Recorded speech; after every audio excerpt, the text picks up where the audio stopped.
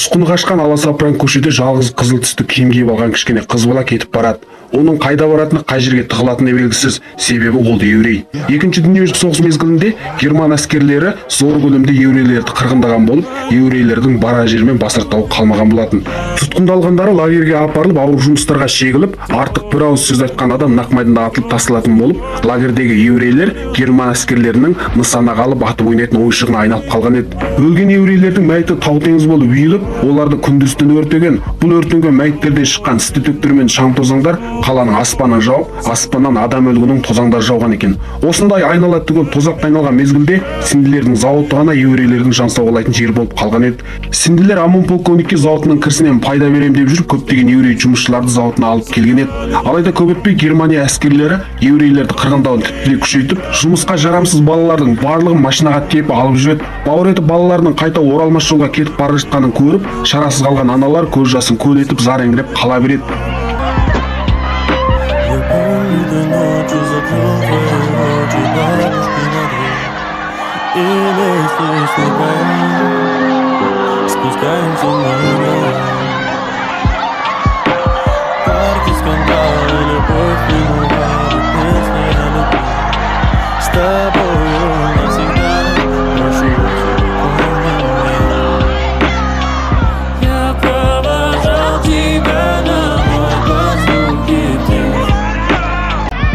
Жаңағы адамдар арасында жан сауғалап жүрген қызыл шапан киген қызда ең соңында герман әскерлерінің құрығынан аман қалмаған еді. Сінділер бұл қатыгездіктерді өз көзімен көріп, зауытындағы жан сауғалаған еврейлердің де күні көпке бармайтынын біледі. Сінділер осы уақытқа дейін зауытынан пайдаланып, бір өміріне жететін қаржы жиып алған болса да, бұл ақшаларды алып тайып тұруға жүрегі жібермеді. Сонымен ол көп ойланып, ең соңында тарих парағында қалған бір улы шешім жасады. Ертесі сінділер ОМОН полковникті қайта іздеп барып, өзінің Германияға қайтып, жаңа бір зауыт құратынын, зауытқа көп жұмысшы қажет болғандықтан, лагердегі еврейлерді мол қаржыға сатып беруін өтінеді. Бұл ұсынысқа ОМОН полковникте қосылады. Сөйтіп сінділер ОМОН полковниктен сатып алатын адамдардың есімін бір күн бір түн бойы жазып шығады. Міне бұл әйгілі сінділердің есімдігі еді.